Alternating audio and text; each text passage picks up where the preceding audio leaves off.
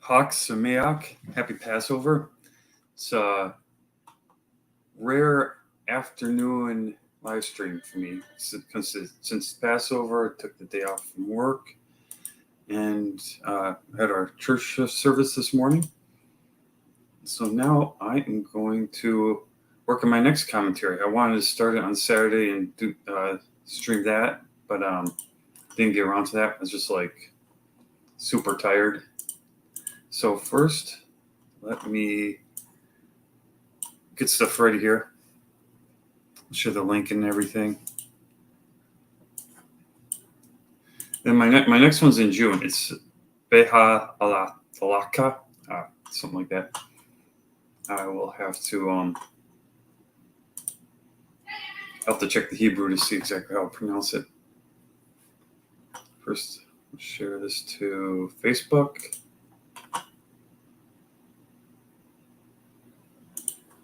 I'll share to Twitter.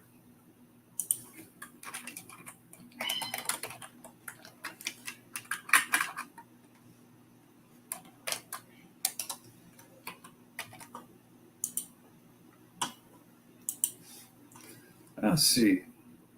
I think I'll share to other sites as well. USA.live.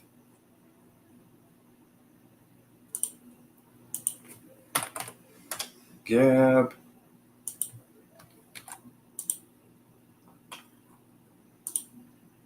MeWe.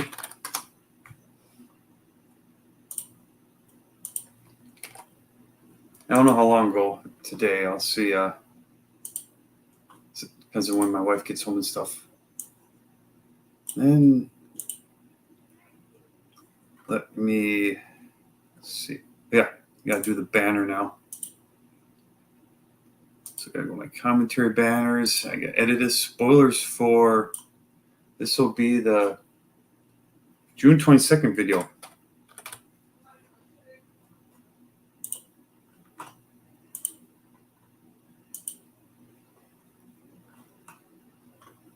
And first I gotta I was doing a little bit of it on my phone, so I've got to email that to myself, and then I can load it up on the computer and work on it per usual.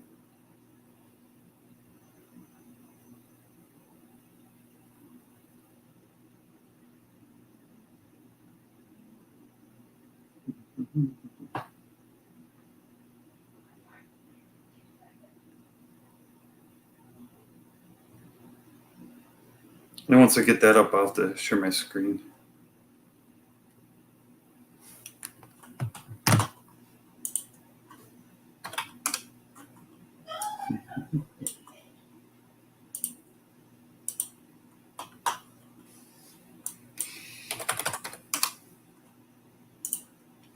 I'm tired today, but I figure I gotta get started on this sooner or later.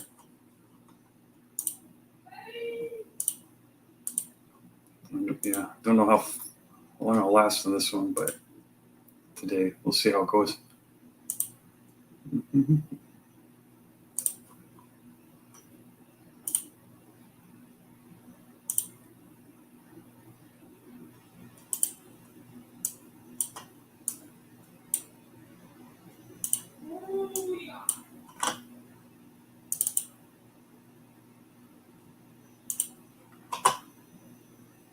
PowerPoint's opening here. I can start sharing while waiting for that.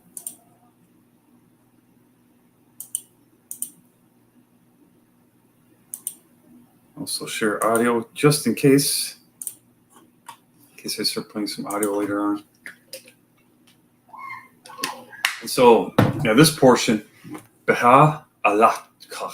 See, Beha'alotcha. Beha, it's hard to say.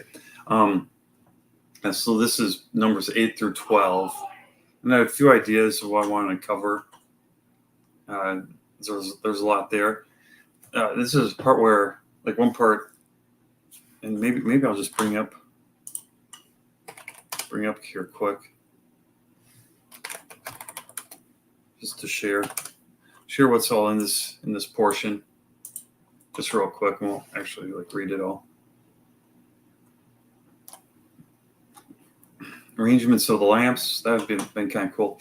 Cleansing and dedication of the Levites. This is a part I'm going to start out with focusing on, and I'll get to that in a little bit. But some other thoughts I had were, let's see,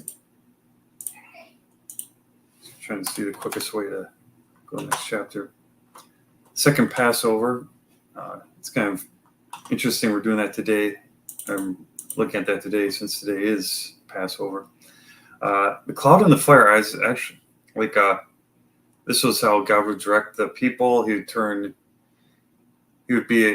manifest as a cloud during the day and his fire by night, and then he'd stay over the tabernacle. And then when he would move, all the Israelites would pack up, and the Levites would pack up the tabernacle, and then they would transport and follow that cloud. Oh, here we go. That's what I want. Numbers 10. 2 silver trumpets. That's what I did. I had this portion before, and that's what I did my commentary on that time. And that's on my YouTube channel. Departure from Sinai. This would be interesting to look into. That'd be pretty deep. And then here's a part where it doesn't give a heading for it, but where Moses' father-in-law, Moses asked him to come along, but he didn't. The people complained. This was something I was thinking of doing. It's they asked for meat and stuff, and so God replied like Moses was upset.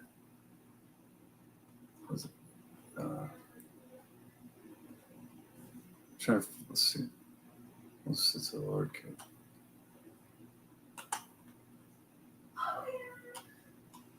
No, I thought it was. No, here we have the 70 elders. Oh yeah, okay, yeah. And then God asked them to gather 70 elders. And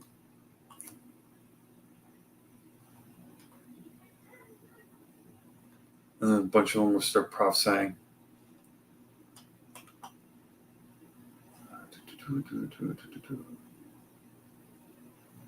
Okay, yeah, and this was and so then God gave them quail to eat. And I actually think it's the other one. Might be the other. There's another passage where God sent quail. I wanted to look at if it was the same event versus two different ones. I kind of think they are the same event. Because so one thing I wanted to look at was just like quail, and that only appears a few times in the Old Testament, and they are all I think specifically about this instance where they were getting the manna, and they were getting Israelites were getting tired of it, and they asked God for meat, so He sent quail. And the other passage where that recounts this happening, God is like, I thought it was in this one too, but maybe not. God was like, I'll keep giving you so much that's coming out of your ears, and it sounded like pretty upset about it. And so I thought, like a lot of people kind of make God out to be a robot, and put him in this box, but you see in Scripture he gets emotional, and I think of the passage when he was ready to destroy everyone and just rebuild with Moses, and then Moses talked him out of it. And so it's like God can be reasoned with it. It's like God does have, he has emotions. He is like a person in a lot of aspects, as we can see in the Bible. I mean, he doesn't sin like a person, but and he's like, far superior. But he can like be reasoned with, things like that. And so that's something I kind of wanted to look at. But instead, I decided to. I noticed in Numbers like 8, 10 through 15 here, and I'm going to split this into two slides so it'll be easier to read. I think so I got 3 verses each. he referred to them, to the Levites, as a wave offering. And I want to look into that. And I don't know if I'll be able to come to any conclusions. This will be for me, a study-heavy commentary. And I haven't done that in a while. Not that I remember. I'm going to bring up my channel and actually look at my past commentaries via my recent ones. So if anyone, it'd be a good time to show it off. If you're catching this, please like, subscribe, and click the bell for notifications. If you happen to catch this later, don't have any viewers right now. That's a tree goblin I was watching while I was streaming and reading from the Bible earlier, so I was hoping you might tune in now. But so yeah, like this one about the circumcision one, that's kind of pretty much stuff I had already known. The importance of God's law, streaked, speckled, and spotted, Isaac and Jesus, Yeshua, sacrificial ram, questioning God and his law. Yeah, all of these are ideas I had in mind. The Overton window of sexual morality, biblical anger, patterns of behavior lead to separation, transition from law. Yeah, killing in the Bible. Yeah, these were like all ideas I wanted to look at. I wanted to study more about Jubilee and like debt relief, pietism. Okay, yeah, I think this was like 2 years ago. God's precious metals, gold, silver, and bronze in the tabernacle. That was just looking at these last one where I didn't really know what I was going to talk about as I started working on the commentary. The other ones I all had ideas for. So, so it's been like 2 years since I kind of really went into a study. But and like what I mean by that is a lot of times, like you see, like you have conversations, you see stuff on like conversations on Twitter where it's like I wish I had a video to counter some of the arguments, some of the things people are saying, and it's like and there were topics that had an idea already in mind of what I want, of like the scriptures I would use. It's just a matter of being assigned a portion where it would fit. But this one, yeah, this is one where I'm going, and then the other way is like I read through it, and then I'm questioning what does this mean, and that's the approach. That's what this one's going to be like. So like, let's see. I'll just start reading this. So you shall bring the Levites before the Lord. The children of Israel shall lay their hands on the Levites, and Aaron shall offer the Levites before the Lord. Maybe extra space in here. I copied and pasted that. I thought so. Like a wave offering. Okay, now this is the part that I mentioned earlier. Like, why does he refer to the Levites as a wave offering? So this is going to be one where I'm going to look into the offerings quite a bit. Then the Levites shall lay their hands on the heads of the young bulls, and you shall offer one as a sin offering, and the other as a burnt offering to the Lord to make atonement for the Levites. And I think I will underline these. I won't bold them, but so remember, I want to check, and I think that each offering is mentioned in this part. You shall stand the Levites before Aaron and his sons, and then offer them like a wave offering, to the Lord. Thus you shall separate the Levites from among the children of Israel, and the Levites shall be mine. After that, the Levites shall go in to service the tabernacle of meeting. You shall cleanse them and offer them like a wave offering.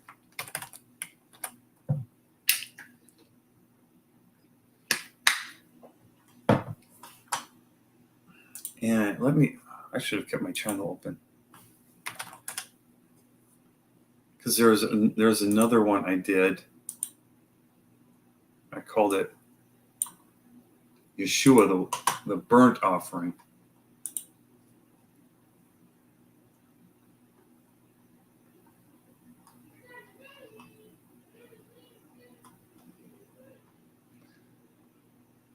Spirit of the offerings. Should have to listen to that one again. Yeah, Yeshua / Jesus, the burnt, and I do that like for people do it, so hopefully helps it come up on different searches. It's kind of funny. This past couple weeks, I had kind of like quick discussions or debates. One was longer, one was just real quick. Like one was saying like Yeshua is a false name; it's just Jesus, and you can't use anything else. And the other was saying like Jesus is the name of the Antichrist, and you have to use Yeshua. And so they're coming from had opposite ideas about using his name, and so like was going arguing from the different side on each. So this, I think I'll call this the Levites. I'll put the slide here. The Levites. If I do the exact, that one called like Jesus the burnt offering. If I call this the Levites, I don't know why. We'll keep it all same sizes. The Levites, the way of offerings. I don't think that sounds as good here. The Levites as wave offerings, I think sounds better. Because that's like what's it? Like a wave offering, like a wave offering.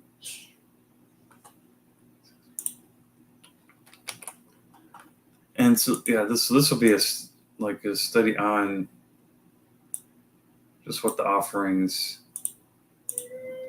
Center it nice. It's what the offerings are for.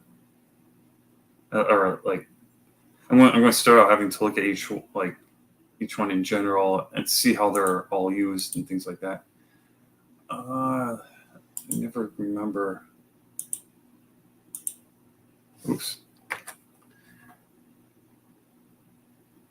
Okay, I think it's this one. You see, like this put in the middle horizontally, it's really quick. You got like these 4 buttons here, and then so you think, at least I think that, oh, this one must be to do it vertically, but no, that's line spacing. So it's actually, but it's aligned text. There we go. Now, how big can I make this?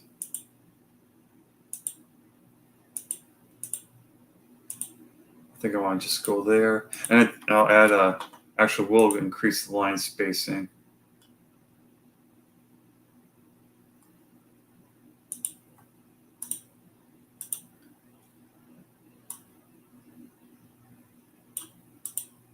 There, just because of that little design in the middle.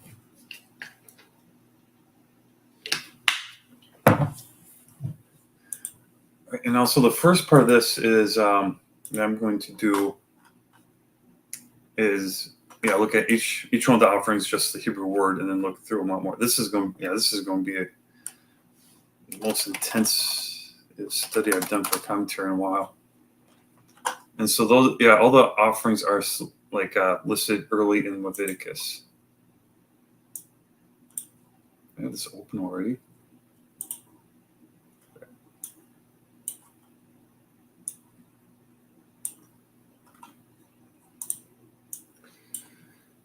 Still need another slide.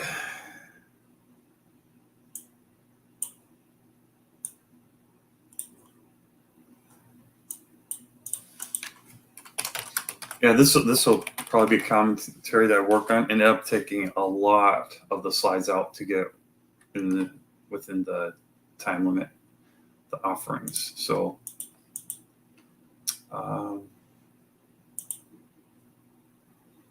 kind of want to make this a table.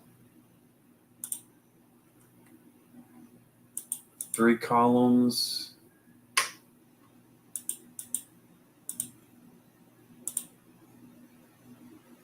Yeah, I think let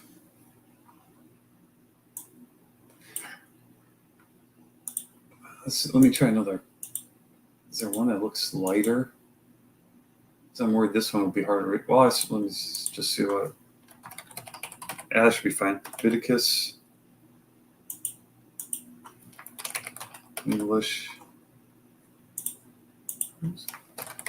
Hebrew.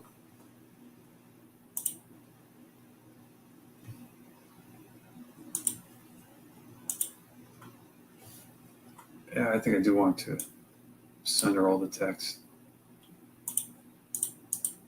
So it's like each of the first 4 chapters talks about the different offerings. So yeah, so we have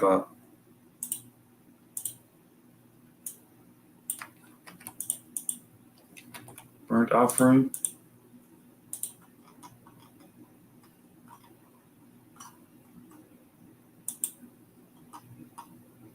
Oh, that does something different.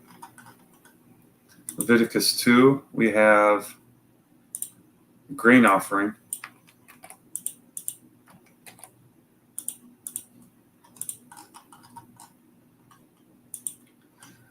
Leviticus 3, peace offering.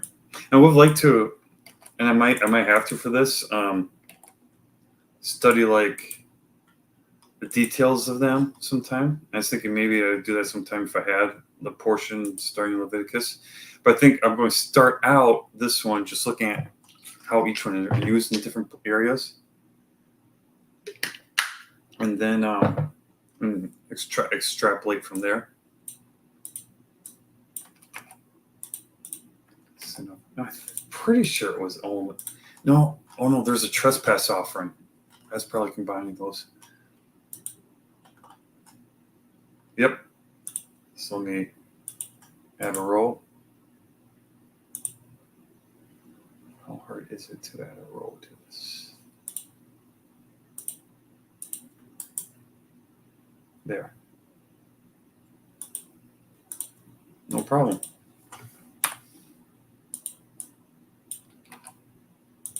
Works. Seems to work just like Excel. I wonder if it do math like Excel. It's that powerful. Offerings with restitution. Oh, so here it calls it a trespass offering again. So I'm going to assume, yeah, I think that's just still about trespass offerings. Okay, and yeah, now it starts going to laws about them collectively. And so now I will open Bible Hub. This is where I'll use to see where they're all located. Oh, I have to go down there.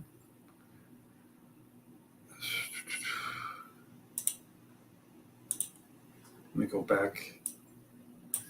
So Leviticus 1, so I can find the verse.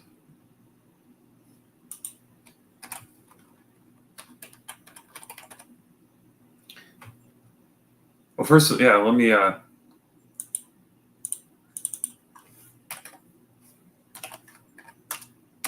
put that in the title, at least for now. Offering. It's in, first time it shows up is in verse 2.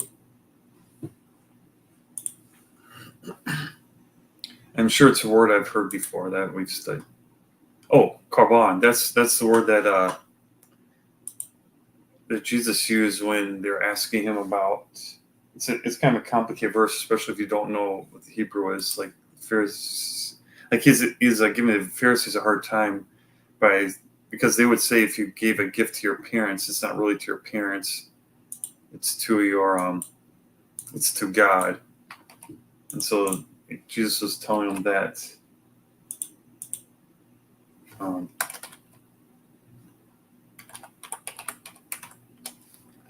that they were usurping the commandment to honor your father and mother by doing that,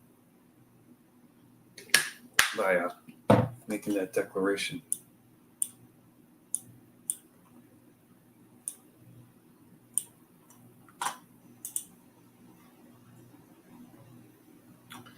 Okay, so burnt offering, burnt sacrifice. So let me look at verses 3 and 4.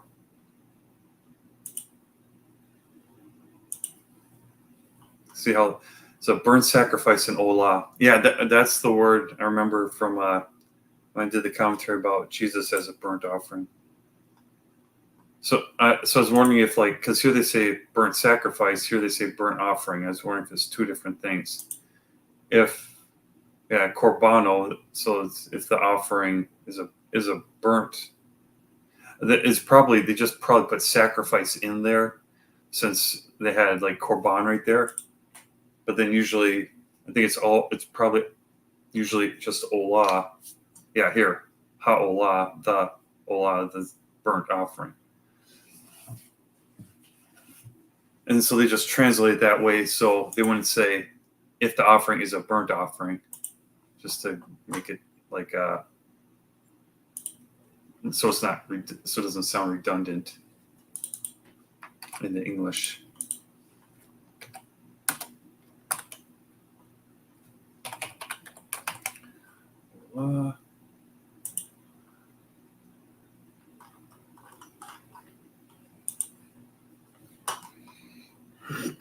Grain offering, Leviticus 2:1.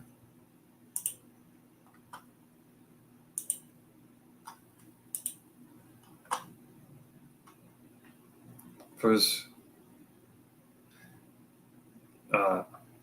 here korban, grain, mean, so that's mean ha. Mean ha. I think I've learned that one before. But I don't. If I learned that something else.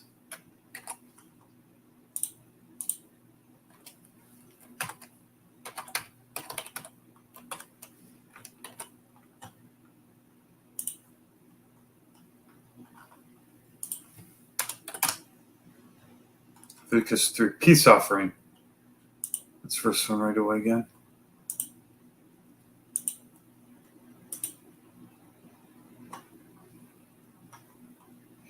Salamim.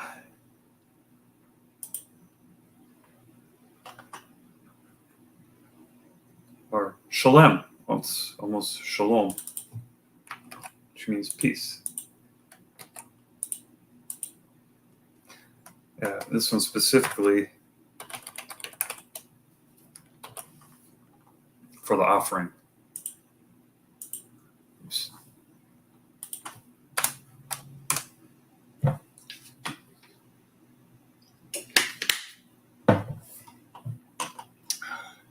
Sin offering.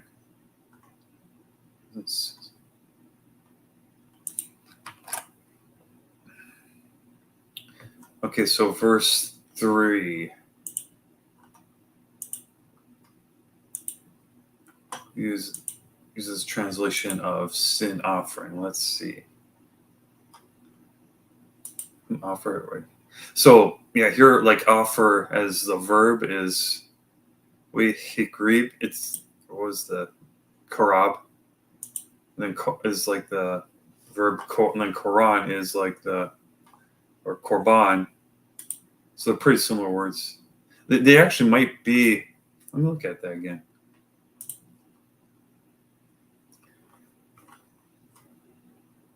Yeah. To come near, approach. It's like to offer. Yeah, it's just a different form of the same Hebrew consonants. He has sinned.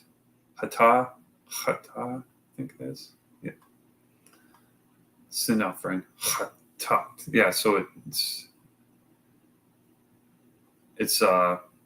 derived from the word used for sin.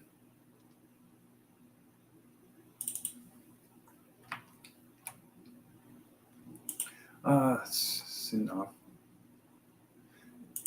Yeah, the way they translate there is kind of interesting. Let me go to verse 8 also. Make sure it's the same. It's there they show it. Sin offering. Hata. Yeah. Yeah, because here they just say sinful thing, sin.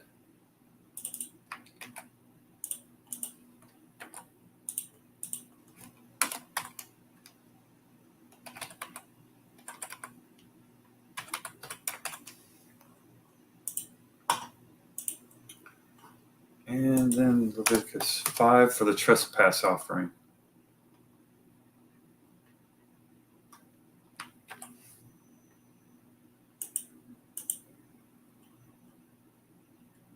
right, verse 6.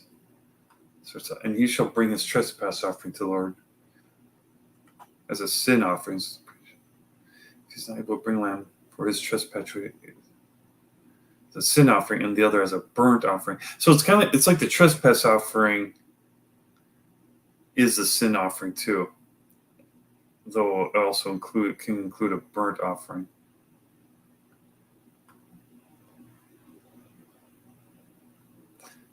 So it's like if you made a diagram,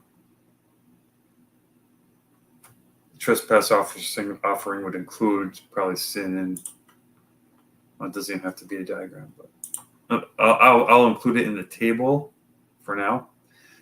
So it looks like it comes up.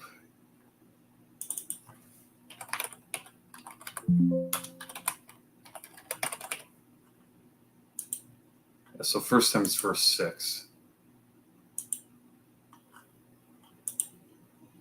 Leviticus 5. Come on. 6.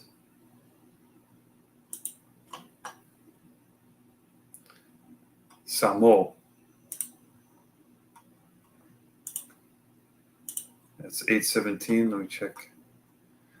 Okay, it happens a few times in verse 15. Let me jump ahead there.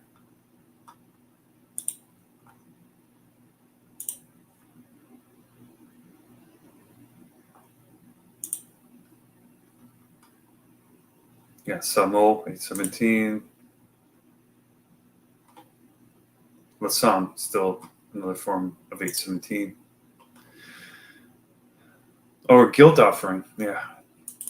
A psalm. Yeah, I remember hearing that term used as well. A sham. Let me make the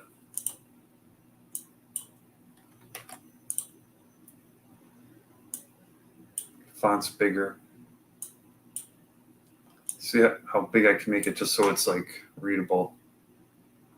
Oh, using this different size. Oh no, I was looking at the.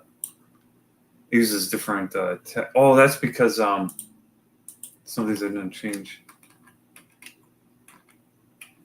Oh no, that's just because of the Hebrew. It uses different font. That's the word.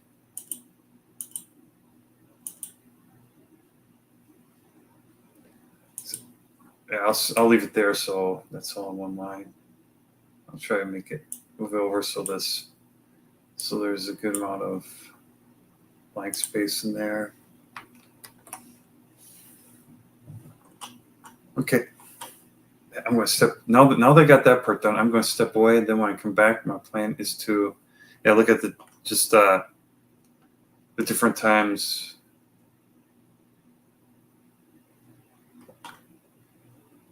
Well, now wave offering isn't even on here.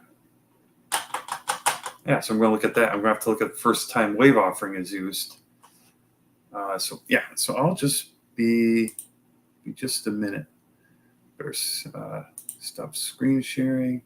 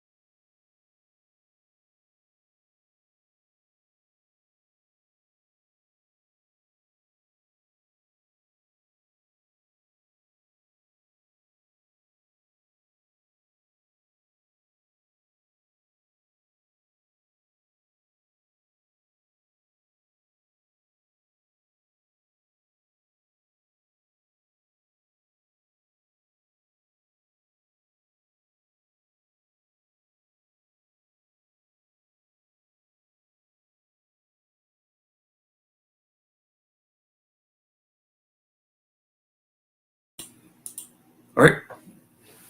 So I went to grab a booklet, and I had the thought I should maybe start. When I have to step away, I could start playing a video while I do, just in case someone stops in if they want. It's more entertaining than having just that, um, the avatar up. But anyway, yeah. So it's kind of so like I was thinking the offerings are just those in the first few chapters of Leviticus, and it's like, and so I was assuming the wave offering would be there. Like if I had to like sit and name each offering, I couldn't before doing this, and I haven't studied these offerings in detail. Maybe I could kind of struggle. I think I'd think of the burnt offering right away because I did a commentary on that. But I hadn't like done a commentary on these, so they're not like I haven't applied them, so they're not like in my head that well. But then as I stepped away, I remember a while ago I picked up this Rose Guide to the Tabernacle. I've got a few of their Rose Publishing books to help with Bible study, and this one lists the offerings in it. So also, like the main thing is like about the tabernacle. You'll be able to see that, but it has a courtyard, the holy place, and it does a really nice job of organizing the different sections. Now I'm pretty sure this one has the offerings in it, because the offerings were made at the tabernacle. It talks about the priests and the Levites.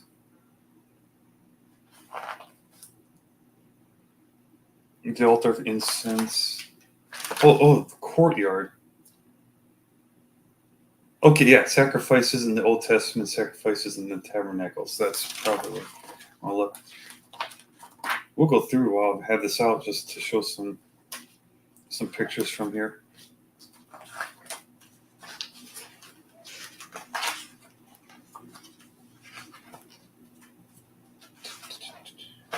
Like this, here we go. This is a cutaway of the tabernacle, the artist's rendition of it. And here it is with the hour covering. And then it's got like the overlays. So you can see like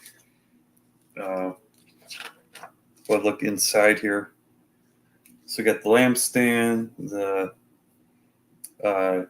altar before, that's the divider for there's the Ark of the Covenant, and the Holy of Holies, and this I think these are both called altars. No, this was like the table of showbread. I've sometime I'm going to have to do a commentary, just like an overview of the tabernacle. That's the overview ones. They're just not as interesting as like if you like teach a lesson from them. So maybe I will, maybe I won't. Maybe I'll do it as a default. I did do the one on the colors, the blue, purple, and scarlet. And yeah, so this here is the outer courtyard, and this is where they would the altar where they would offer the offerings. Okay, yeah, so here, page 30, like for the bronze altar. Yeah, and then I think the one inside was gold. Yeah, from the silver trumpets message I did. It had like the silver trumpets on the outside. Most of the stuff in the courtyard was bronze, and then inside the actual tabernacle, these gold. So yeah, it doesn't look like this lists it the way it doesn't list as well. The altar was used for burnt sacrifices, both animal, cattle, sheep, goats, and doves, and meal. Several types of sacrifices were offered, and it doesn't even cite Leviticus 1 through 5. The burnt offering, in which the entire animal was consumed by fire. The sin, guilt, trespass offering, where often a portion of the flesh was reserved for the priest. Here, since I'm reading this, let me share my screen again so we can see what I have versus what they're reading off. So yeah, the burnt offering is the first one they mentioned. So the number 2, the sin/guilt trespass offering. So that would be 4 and 5 on the list I have so far. Where often a portion of the flesh was reserved for the priests. 3, the peace offering. Okay, yeah, so I got that one on here. Where the one offering participated in consuming a part of the flesh of the animal. 4, meal offerings in the form of grain. Okay, we got that. Flour or loaves were also offered on the bronze altar. All right, so it does list all the ones I have here, but it doesn't list the wave offering. So a portion was burned and the rest consumed by the priests. The free will or gift offering was of this type. Leviticus 7:11 through 18, Numbers 15:1 through 16, as well as the first fruits offering. Well, that's in Leviticus 23. Okay, so yeah, there's also that offering. Now I wonder if Leviticus. I'll look at Leviticus 7 quick. I'll see what they call it. Oops, call it the New King James. And then if that's different, then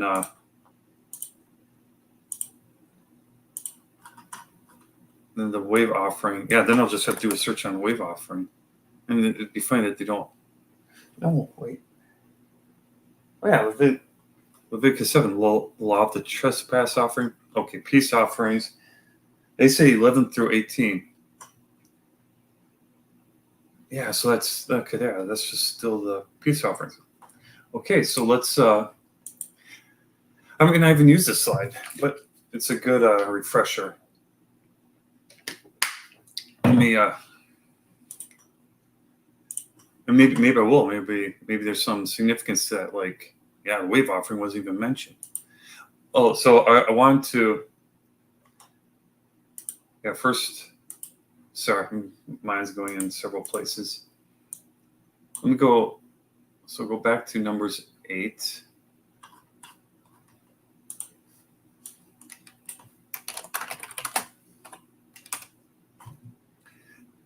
And yeah, actually, let me bring these side by side again.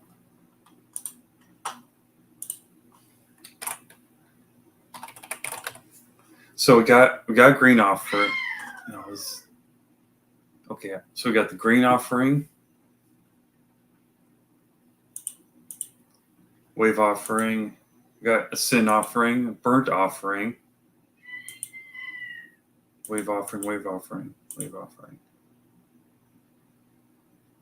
Okay, yeah, so it has the burnt, sin, and grain offerings, but not the peace offering. And the trespass offering is like a type of sin offerings.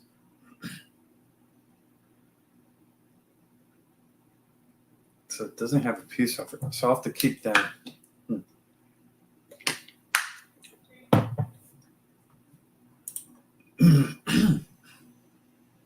I'll just put this. I'll put this in here now. A list of the offerings that were used in the dedication of the priests, because that might come in handy.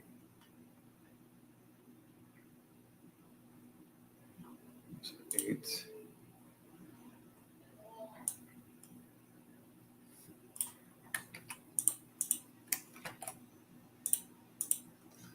Eight. Grain offering. Okay, I've already got wave offering. Okay, then 12 is a sin and burnt offering.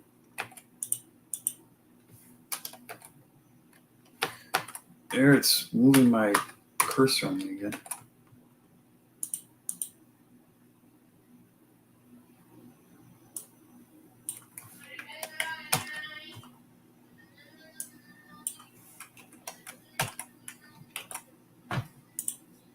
I used to teach this class at church, and I remember one time we did look at the offerings. I probably still have notes from that. Oh, well. Okay, and then wave offering again. Are those the last one? Yeah, then all the other times it's wave offering.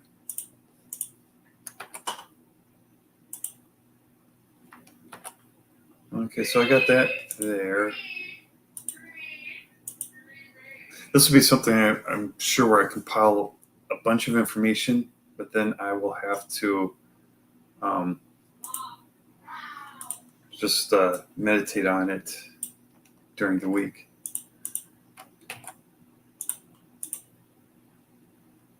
Just capitalize that.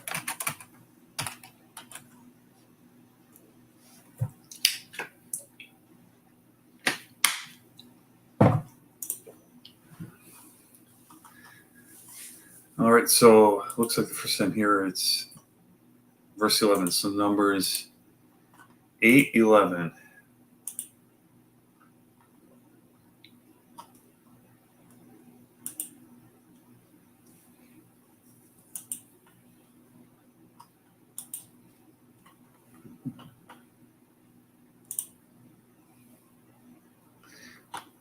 Tenupa.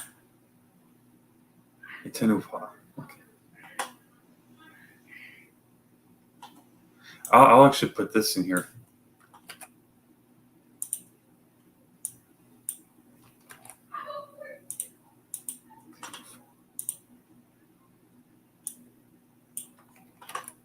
I think this was one of the ones we talked about, and we just never. We kind of threw out some ideas, but we didn't really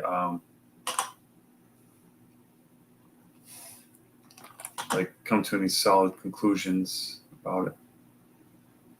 That's the thing with the class. It's hard for me to do because I can do commentaries as I have this time now to study and prepare. I'm in class, if people are having questions, I don't know. A lot of time I won't know what the answers are necessarily. Okay, so that comes from the. Let me actually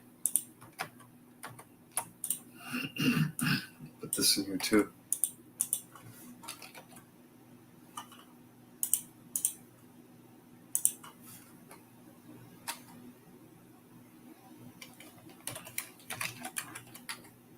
Noof. And then I'll put a noof on the next one.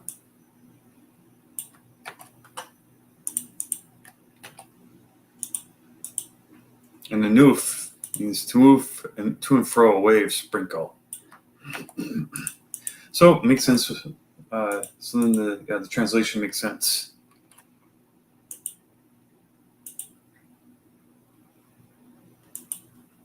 Swinging, waving, wave offering.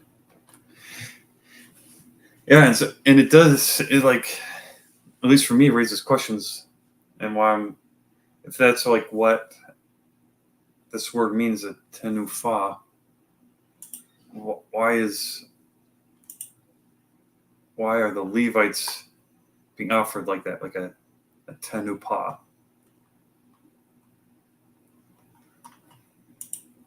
8:11,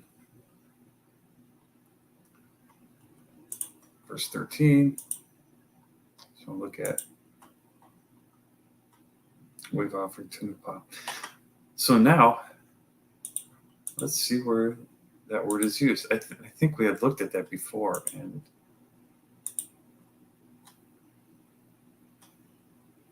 I don't know how far we got. So it shows up 38 occurrences.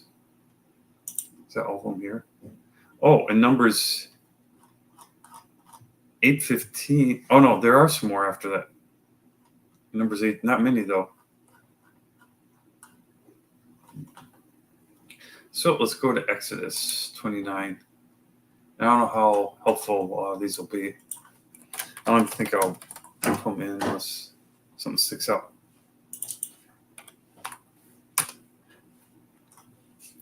And I'll do a first mention to kind of get a definition. Aaron and his sons consecrated.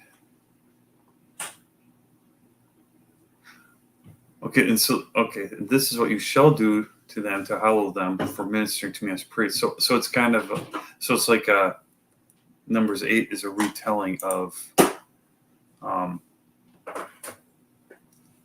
this part in Exodus 29. Oh, now that, since we're here, let me check something.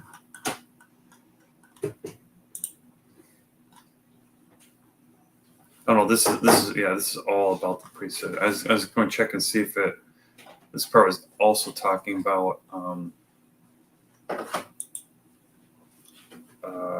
the quail, if it had the quail account here. Verses again, 24, yeah, so 24, 26, and 27.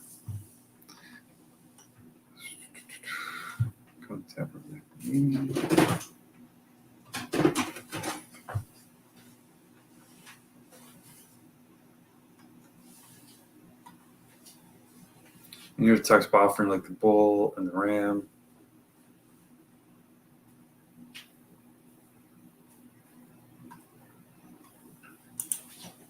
I think I should put this here. Okay, 29 and 24.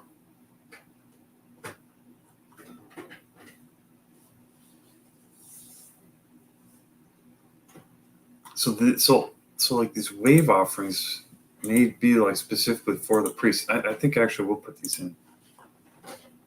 So I'll have them handy for later on.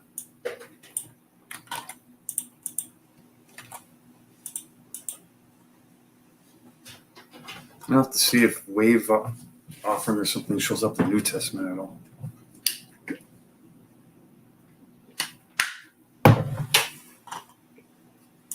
I want to check something quick.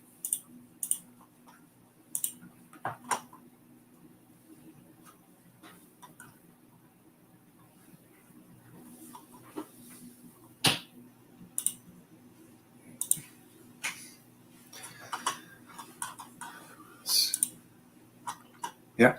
Do you think you're going to be done? Oh, I don't know. I was going to make rice.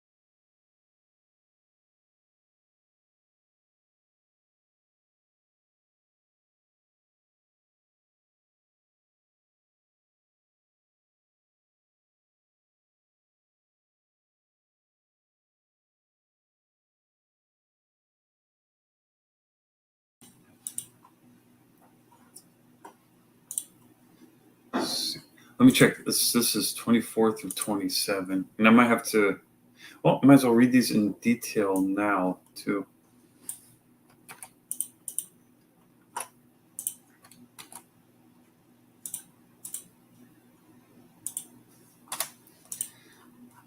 Probably good to get more context.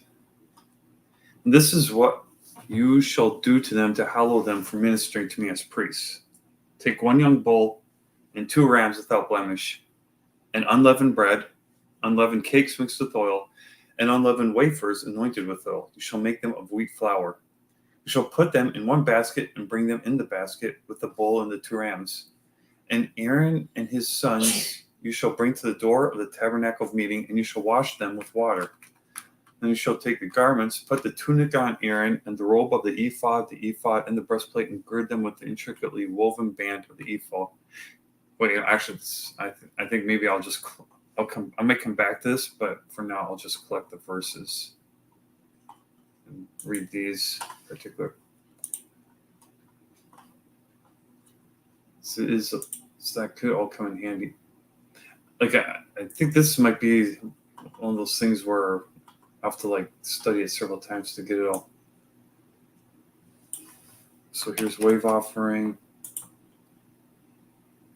We shall put hands in the hand. I'm going to split this up right away, actually.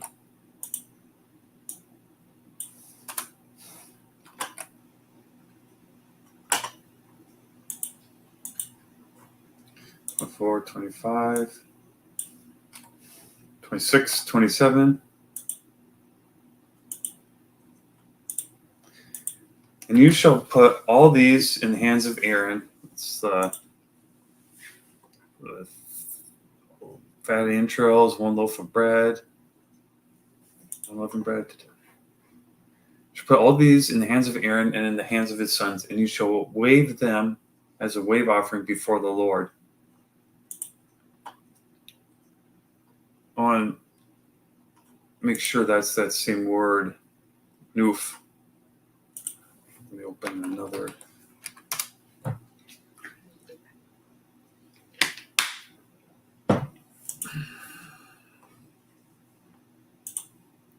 So I want to keep that. I want to keep this tab where it's at, so I can look up other verses later on.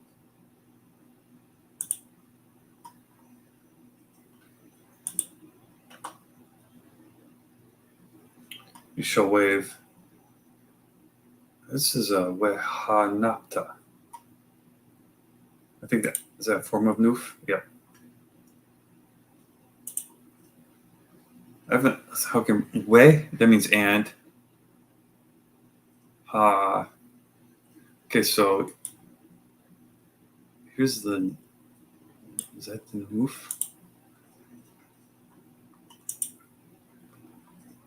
Yeah. So they drop the middle. This is one of those. This is kind of a more interesting Hebrew word. They drop the middle letter here, and then this letter. This letter here, what they do, there's a few letters in Hebrew when they're the last letter of the word, they have a different form. And so this letter here is actually the same as this letter here. This one. There. But since this is the last letter here, it does a slightly different form. Okay, so anyway, that's noof. You shall and you shall wave them as a wave offering before the Lord. You shall receive them back from their hands and burn them on the altar as a burnt offering. Okay, so these things would they'd be waved, and then they'd still become burnt offering as a sweet aroma before the Lord. It's an offering made by fire to the Lord. Then you shall take the breast of the ram of Aaron's consecration and wave it as a wave offering before the Lord.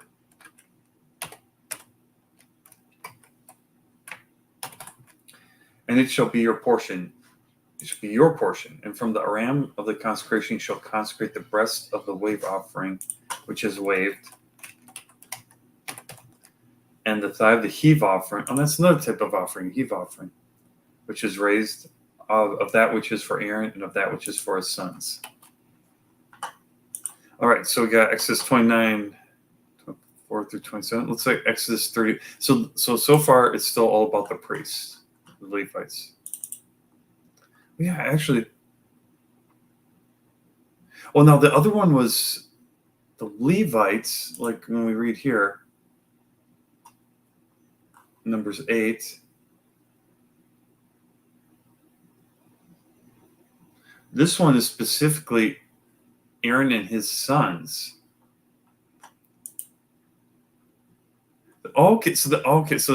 That's why this one is first. This is an Exodus. They consecrate Aaron and his sons to be the priests.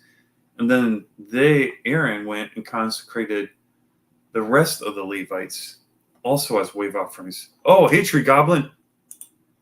How's it going? Hey, I saw your comments on my earlier videos. I'm sorry for not replying when I do the Bible reading. I just tried to do those. Just read the Bible quick, and I don't read any comments in those. So, but thanks for checking them out. Been going about an hour here. My son came and interrupted me, so I'm not sure how much longer I'll be going. Half hour at most. He wants to make some dinner.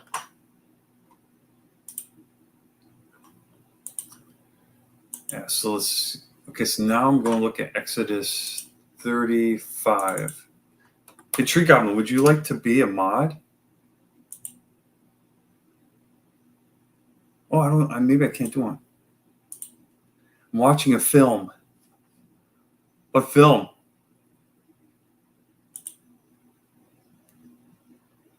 Actually, I don't know how. I'm checking the options here. No, okay. Yeah, that's okay. I don't need a mod anyway. I don't have enough viewers or anything. Oh, Henry V. Oh, yeah, you mentioned that in the comment. So I assume that's the fifth king. I didn't know. I was pretty sure they had made movies about Henry VIII. I didn't know if they had done any of the other ones. Yeah, like I'm checking the options for Henry, George, and England. Nice. Let's see. So is Henry George? Is that his full name, or is that like two different people? Was Henry V? Was that like Henry George? I did a report on Henry VIII like back in school. So, but I haven't looked at that history in a long time. Yeah, I don't know if I can make people mods. Like the only option is give is to delete a comment, put someone in timeout, or to ban them. So don't want to do any of those. St. George's Day was started by King George. Okay, so Henry and George were the two different kings. Okay, cool.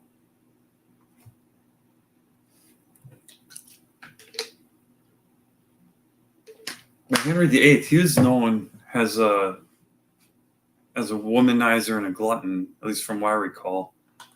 What was Henry V like? Was he kind of the same, or let's see? St. George's Day was started by King Henry. Sorry to. Oh, okay. Oh, yeah, that makes more sense. I think maybe it was Henry VIII though that I want to say it was one of the King Henrys spearheaded the translation. The king. I thought one of them like spearheaded the translation. Oh, it's St. George's Day today. It's also the first day of Passover today. Huh, that's pretty neat. Yeah, what was St. George known for? I'd probably look him up. But yeah, so like the King James, it's called King James because King James wanted that translation. But I thought like one of the Henrys did something along those lines. This is in a movie, Lamp in the Dark. I watched. It did a history of the Bible, and it went over the different how some of the kings were influencing it. St. George was an Arabic guy, I think. Let's take a look here.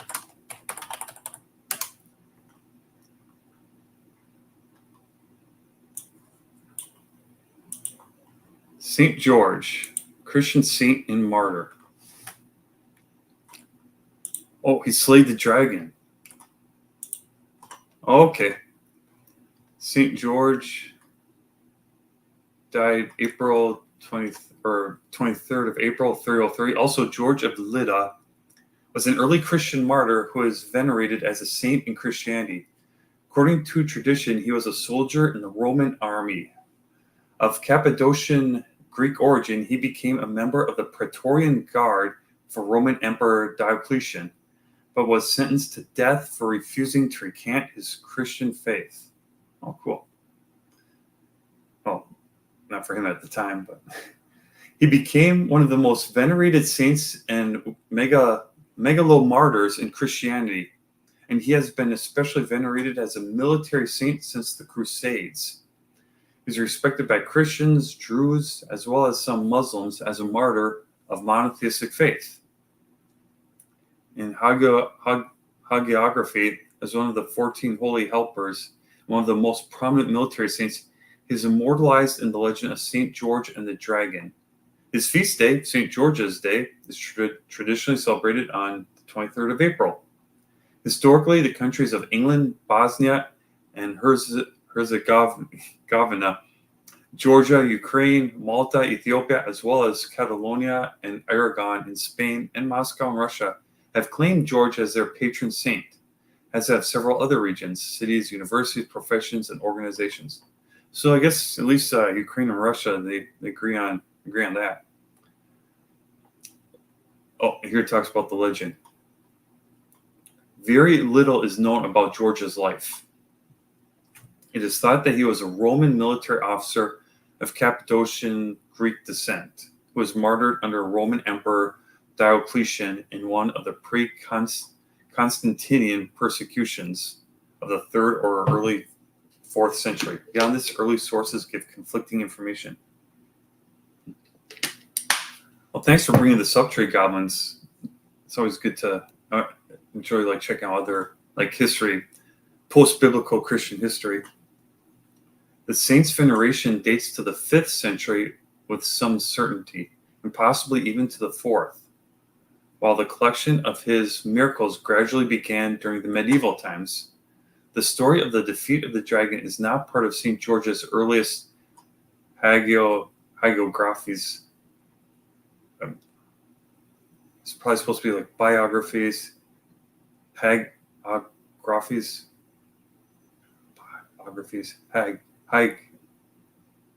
hagiographies, and seems to have been a later addition. The earliest text, which preserves fragments of George's narrative. Okay. After the Battle of Agincourt on St. Crispin Day, Henry decreed St. George patron saint of England. So let's see. It's probably so. When did King Henry live then? How were they? Were they contemporaries? I can keep reading here. Let's see, where did I leave off? Well, the earliest text, which preserves fragments of George's narrative, is in a Greek hagiography. Okay, 14th century. Okay, yes, yeah, so that was. So if that'd have been like 10 centuries then, after after St. George. Let's see. Oh, an earlier work by Eusebius, Church History, written in the 4th century, contributed to the legend, but did not name George or provide significant detail. Here, this is just talking pretty much about the people who did the history. The English defeated the French 5-1.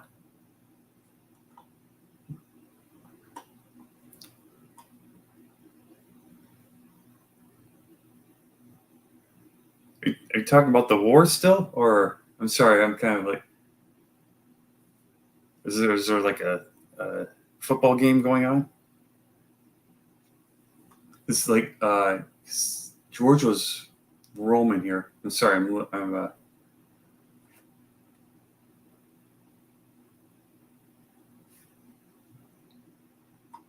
my history is bad, so I have a hard time like, with the labels and names and stuff. See, the most complete version, based upon the 5th century Greek text, but in a later form, survives in a translation into Syriac from about 600. From text fragments preserved in the British Library, translation into English was published in 1925. In the Greek tradition, George was born to Greek Christian parents in Cappadocia. After his father died, his mother, who was originally from Lydda, in Syria, Palestina, returned with George to her hometown. He went on to become a soldier for the Roman army. Okay, yeah, so this one have been, because Jesus was 1st century, this has only been a couple centuries later. But because of his Christian faith, he was arrested and tortured at or near Lydda, also called Diopolis. On the following day, he was paraded and then beheaded, and his body was buried in Lydda. Okay, so okay, yeah, so that's interesting. Greek Christian parents. Oh, the Battle of Agincourt was 5-1 in the 14th century. Oh, okay. Okay, so that's during King Henry V's time, not during George's time.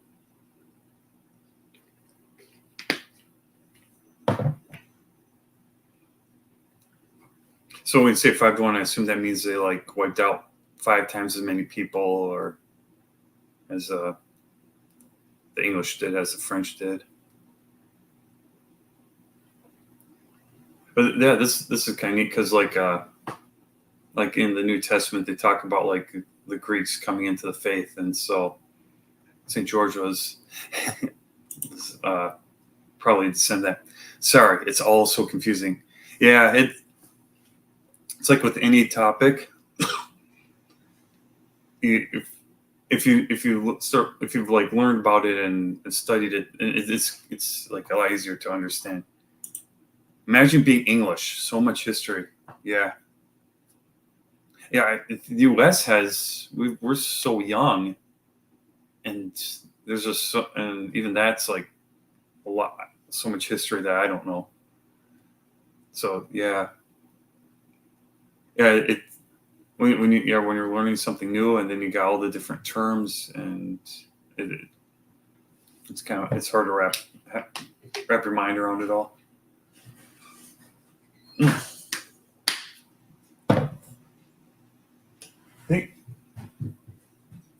Oh no, I thought my wife is home. It's just my son though. Oh, this is cool. Let's see. Keep reading here. Where did I leave off?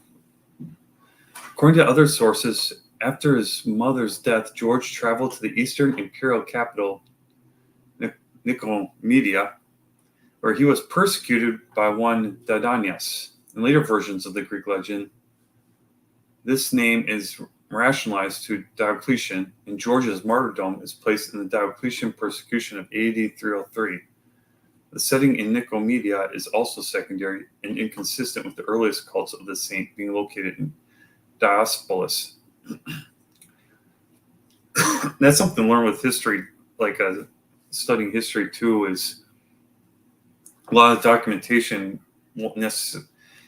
Like nowadays, we expect everything to be exactly the same from one document to another, but you have different recorded events will have like different names. There will be some differences in them. Even like more recent history, like I heard some of the, I forget, I think it's like the Mayflower, the date that it arrived in the land that is now the United States. There's like actually one source that gives a different date than the commonly thought of date. And people try to discredit the Bible because there looks like there might be some discrepancies, but that's like how all of history works. It's like it's not like the Mayflower never showed up. It's just one, like a couple different recorded dates. So it's like, yeah, one of them is incorrect, but we still just have to glean from the records we have.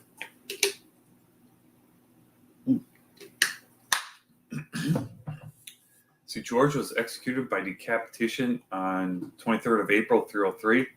A witness of his suffering convinced Empress Alexandra of Rome to become a Christian as well. So she joined George in martyrdom. Cool.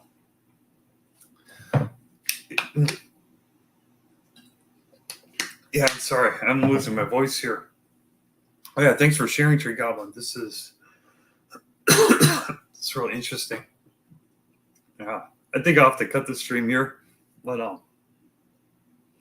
yeah, everyone, thanks for watching. Please like and subscribe.